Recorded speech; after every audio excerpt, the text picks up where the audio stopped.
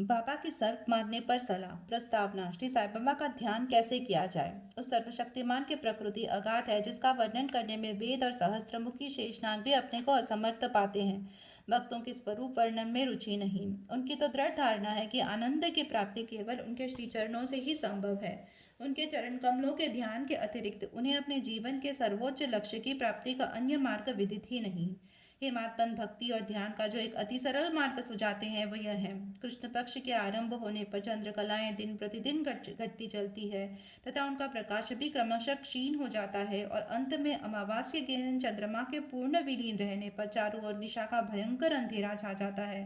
परंतु जब शुक्ल पक्ष का प्रारंभ होता है तो लोग चंद्र दर्शन के लिए अति उत्सुक हो जाते हैं। इसके बाद द्वितीया को जब चंद्र अधिक स्पष्ट गोचर नहीं होता तब लोगों को वृक्ष की दो शाखाओं के बीच से चंद्र दर्शन के लिए कहा जाता है, और जब इन शाखाओं के बीच उत्सुकता और ध्यानपूर्वक देखने का प्रयत्न किया जाता है तो दूर क्षितिज पर छोटी सी चंद्ररेखा के दृष्टिगोचर होते ही मन अति प्रफुल्लित हो जाता है। इसी सिद्धांत पर अनुमोदन करते हुए हमें बाबा के श्री दर्शन का भी प्रयत्न करना चाहिए। बाबा के चित्र की ओर देखो, आहा कितना सुंदर है। वे पैर मोड़कर बैठे हैं और दाहिना दाहिना पैर बाएं घुटने पर रखा गया है। बाएं हाथ की उंगलियां दाहिने चरण पर फैली हुई हैं। दाहिना दाहिने पैर के अंगूठे पर तर्जनी और मध्यमा उंगलियां फैली हुई है। इस आकृति से बाबा समझा रहे हैं कि यदि तुम्हें मेरे आध्यात्मिक दर्शन करने की इच्छा हो तो अभिमान शून्य और विनम्र होकर उक्त दो उंगलियों के बीच से मेरे चरण के अंगूठे का ध्यान करो। तब कहीं तुम्हें उस सत्य स्वरूप का दर्शन करने में सफल हो जाओगे। भक्ति प्राप्त करने का यह सबसे सुगम पथ है। अब एक क्षण श्री साई बाबा की जीवनी का भी अवलोकन करें। साई बाबा के निवास से ही शिरडी तीर्थस्थल बन गया। चारों ओर के लोगों की वहां भीड़ प्रतिदिन बढ़ने लगी तथा धनी और निर्धन सभी को किसी न किसी रूप में लाभ पहुंच रहा है। बाबा के असीम प्रेम, अनेक अद्भुत ज्ञान भंडार और सर्वव्यापता का वर्णन करने की सामर्थ्य किसे है। धन्य तो वही है जिसे कुछ अनुभव हो चुका है। कभी कभी वे भ्रम में निमग्न रहने के कारण दीर्घ मौन धारण कर लिया करते थे। कभी कभी वे चैतन्य कन और आनंद मूर्ति बन भक्तों के से घिरे हुए रहते थे। कभी दृष्टांत देते तो कभी हास्य विनोद किया करते थे। कभी सरल चित्त रहते तो कभी क्रुद्ध भी हो जाया करते थे। कभी संक्षिप्त और कभी घंटों प्रवचन किया करते थे। लोगों की आवश्यकता अनुसार ही भिन्न भिन्न प्रकार के उपदेश देते थे। उनकी जीवनी और अगाध ज्ञान वाचा से परे थे। उनके मुखमंडल के अवलोकन, वार्तालाप करने और लीलाएं सुनने की इच्छाएं सदैव अतृप्त ही बनी रही। फिर भी हम फूले न समाते थे। जलवृष्टि के कणों की गणना की जा सकती है। वायु को भी चर्म की थैली से संचित किया जा सकता है, परंतु बाबा की लीलाओं का कोई अंत नहीं पा सका। अब इन लीलाओं में से एक लीला तो यहाँ भी दर्शन करें।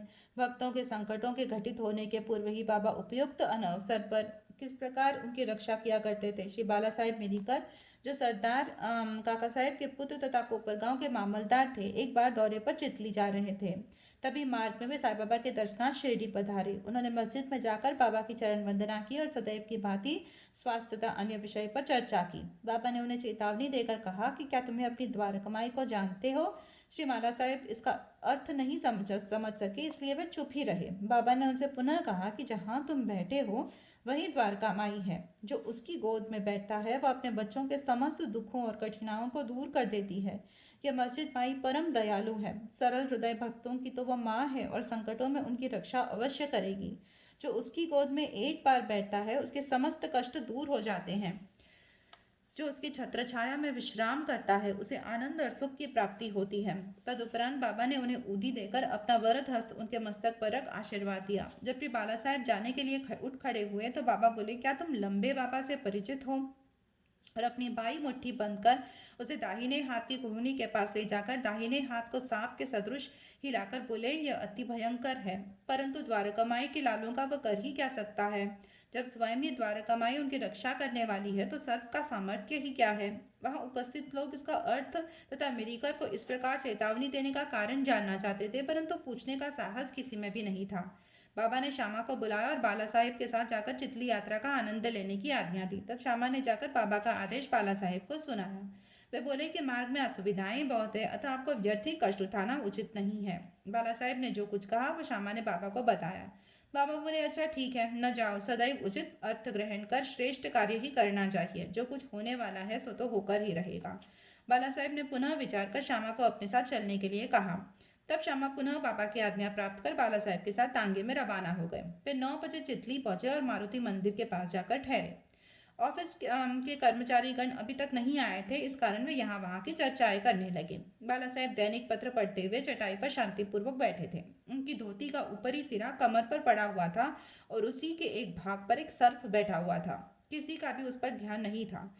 वह सुसी करता हुआ आगे रेंगने लगा। आवाज सुनकर चपरासी दौड़ा और लालटेन ले आया। सर्प को देखकर वह साफ साफ कहकर उच्च स्वर में चिल्लाने लगा। तब बाला साहेब अति भयभीत होकर कांपने लगे। श्यामा को भी आश्चर्य हुआ। तब वे तथा अन्य व्यक्ति वहां से धीरे से हटे और अपने हाथ में लाठियां ले ली। सर्प धीरे धीरे कमर से नीचे उतर आया।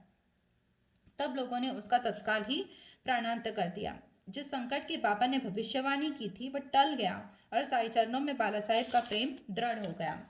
बापू साहेब दुखबूटी। एक दिन महान ज्योतिषी श्री नाना साहेब डेंगले ने बापू साहेब डोटी से कहा कि आज का दिन तुम्हारे लिए अत्यंत अशुभ है और तुम्हारे जीवन को भयप्रद है। यह सुनकर बापू साहेब बड़े अधीर हो उठे। जब सदैव की भांति वे बाबा का दर्शन करने को गए तो वे बोले कि ये नाना क्या कहते हैं, ये तुम्हारी मृत्यु की भविष्यवाणी कर रहे हैं, परंतु तुम्हें भयभीत होने की किंचित मात्र भी आवश्यकता नहीं है। इनसे दृढ़तापूर्वक कहो कि अच्छा देखें काल मेरा किस भांति अपहरण करता है। जब संध्या समय बापू अपने शौच के गृह में गए तो वहां उन्हें एक सर्प दिखाई दिया। उनके नौकर ने सर्प को देख लिया और उसे मारने का एक पत्थर उठाया। बापू साहेब ने एक लंबी लकड़ी मंगवाई, परंतु लकड़ी लाने के पूर्व ही वह सांप दूरी पर रेंगता हुआ दिखाई दिया और तुरंत ही दृष्टि से ओझल हो गया। बापू साहेब को बाबा के अभयपूर्ण वचनों का स्मरण हुआ और बड़ा ही हर्ष हुआ। अमीर शक्कर कोरले गांव का निवासी था जो कोपरगांव तालुके में है। वह जाति का कसाई था और बांद्रा में दलाली का धंधा किया करता था। वह प्रसिद्ध व्यक्तियों में से एक था। एक बार वह गठिया रोग से अधिक कष्ट पा रहा था। जब उसे खुदा की स्मृति आई तब काम धंधा छोड़कर वह शिरडी आया और बाबा से रोग निवृत्त की प्रार्थना करने लगा। तब बाबा ने उसे चावड़ी में रहने की आज्ञा दे दी। चावड़ी उस समय एक अस्वास्थ्य कारक स्थान होने के कारण इस प्रकार के रोगों के लिए सर्वथा ही अयोग्य था। गांव का अन्य कोई भी स्थान उसके लिए उत्तम होता, परंतु बाबा के शब्द तो निर्णयात्मक तथा मुख्य औषधि स्वरूप थे। बाबा ने उसे मस्जिद में ही न आने दिया और चावड़ी में ही रहने की आज्ञा दी। वहां उसे बहुत लाभ हुआ। बाबा प्रातः और सायंकाल चावड़ी पर से निकलते तथा एक दिन के अंतर में जुलूस के साथ वहां आते और वहीं विश्राम किया करते थे। इसलिए अमीर को बाबा का सानिध्य सरलतापूर्वक प्राप्त हो जाया करता था। अमीर वहां पूरे 9 मास तक रहा। जब किसी अन्य कारणवश उसका मन उस स्थान से ऊब गया तब एक रात्रि में वह चोरी से उस स्थान को छोड़कर कोपरपांव के धर्मशाला में जा ठहरा। वहां पहुंचकर उसने वहां एक फकीर को मरते हुए देखा जो पानी मांग रहा था। अमीर ने उसे पानी दिया जिसे पीते ही उसका देहांत हो गया। अब अमीर किंकर विमुड हो गया। उसे विचार आया कि अधिकारियों को इसकी सूचना दे दूं तो मैं ही मृत्यु के लिए उत्तरदायी ठहराया जाऊंगा और प्रथम सूचना पहुंचाने के नाते मुझे ही अवश्य इस विषय भी अधिक जानकारी होगी। सबसे प्रथम मैं ही पकड़ा जाऊंगा। तब बिना आज्ञा शिरडी छोड़ने की उतावली पर उसे बड़ा पश्चाताप हुआ। उसने बाबा से मन ही मन प्रार्थना की और शिरडी लौटने का निश्चय कर उसी रात्रि बाबा का नाम लेते हुए पौ फटने से पूर्व शिरडी वापस पहुंचकर चिंता मुक्त हो गया। फिर वह चावड़ी में बाबा की इच्छा और आज्ञा अनुसार ही रहने लगा और शीघ्र ही रोगमुक्त हो गया। एक समय ऐसा हुआ कि अर्धरात्रि को बाबा ने जोर से पुकारा, ओ अब्दुल, कोई दुष्ट प्राणी मेरे बिस्तर पर चढ़ रहा है। अब्दुल ने लालटेन लेकर बाबा का बिस्तर देखा, परंतु वहां कुछ भी नहीं दिखा। बाबा ने ध्यानपूर्वक सारे स्थान का निरीक्षण करने को कहा और वह अपना सटका भी जमीन पर पटकने लगे। बाबा का ये लीला देखकर अमीर ने सोचा कि हो सकता है कि बाबा को किसी सांप के आने की शंका हुई हो। दीर्घ काल तक बाबा की संगति में रहने के कारण अमीर को उनके शब्दों और कार्यों का अर्थ समझ में आ गया था। बाबा ने अपने बिस्तर के पास कुछ रेंगता हुआ देखा। तब उन्होंने अब्दुल से बत्ती मंगवाई और एक सांप को कुंडली मारे हुए वहां बैठे देखा जो अपना फन हिला रहा था। फिर वह सांप तुरंत ही मार डाला गया। इस प्रकार बाबा ने सामयिक सूचना देकर अमीर के प्राणों की रक्षा की। हेमात्पन, भिक्षु और सांप। बाबा की आज्ञानुसार काका साहेब दीक्षित श्री एकनाथ महाराज के 2 ग्रंथों भागवत और भावार्थ रामायण का नित्य पारायण किया करते थे। एक समय जब रामायण का पाठ हो रहा था तब श्री हेमात्पन भी श्रोताओं में सम्मिलित थे। अपनी माँ के आदेश अनुसार किस प्रकार हनुमान ने श्री राम की महानता की परीक्षा ली, यह प्रसंग चल रहा। सब श्रोता जन मंत्र मुक्त हो रहे थे तथा हेमात्पन भी उसी स्थिति में थे। पता नहीं कहाँ से एक बड़ा बिच्छू उनके ऊपर आ गिरा और उनके दाहिने कंधे पर बैठ गया। जिसका उन्हें कोई भान तक नहीं हुआ। ईश्वर को श्रोताओं की रक्षा स्वयं करनी पड़ती है। अचानक ही उनकी दृष्टि कंधे पर पड़ गई। उन्होंने उस बिच्छू को देख लिया। वह मृत प्रिया सा प्रतीत हो रहा था, मानो वह भी कथा के आनंद में तल्लीन हो। हरी इच्छा जानकर उन्हें श्रोताओं में बिना विघ्न डाले उसे अपनी धोती के दोनों सिरे मिलाकर उसमें लपेट लिया और दूर ले जाकर बगीचे में छोड़ दिया। एक अन्य अवसर पर संध्या समय काका साहेब बाड़े के ऊपरी खंड में बैठे हुए थे, तभी एक सांप खिड़की की चौखट के एक छिद्र में से भीतर घुस आया और कुंडली मारकर बैठ गया। बत्ती लाने पर पहले तो वो थोड़ा चमका, फिर वहीं चुपचाप बैठा रहा और अपना फन हिलाने लगा।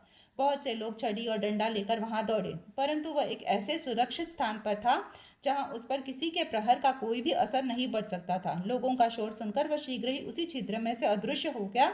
तब कहीं सब लोगों की जान में जान आई। बाबा के विचार। एक भक्त तुकाराम मुक्ताराम कहने लगा कि चलो अच्छा ही हुआ जो एक जीव बेचारा बच गया। श्री हेमंत पंत ने उसकी अवहेलना कर कहा कि सांप को मारना ही उचित है। इस कारण इस विषय पर वाद विवाद होने लगा। एक का मत था कि सांप तथा उसके सदृश जंतुओं को मार डालना ही उचित है, किंतु दूसरे का इसके विपरीत मत था। रात्रि अधिक हो जाने के कारण किसी निष्कर्ष पर पहुंचे बिना ही उन्हें विवाद स्थगित करना पड़ा। दूसरे दिन यह प्रश्न बाबा के समक्ष लाया गया, तो बाबा निर्णयात्मक स्वर में बोले कि सब जीवों में और समस्त प्राणियों में ईश्वर का ही निवास है, चाहे वह सांप हो या बिच्छू। वे ही इस विश्व के नियंत्रण करता है और सब प्राणी सांप बिच्छू इत्यादि उनकी ही आज्ञा का पालन किया करते हैं। उनकी इच्छा के बिना कोई भी दूसरे को हानि नहीं पहुंचा सकता। समस्त विश्व उनके अधीन है तथा स्वतंत्र कोई भी नहीं। इसलिए हमें सब प्राणियों में दया और स्नेह करना चाहिए। संघर्ष एवं वैमनस्य से संहार करना छोड़कर शांत चित्त से जीवन व्यतीत करना चाहिए। ईश्वर सबका ही रक्षक है। सतगुरु साईनाथ परमसु शुभम भवतु। सप्ताह पारायण तृतीय विश्राम।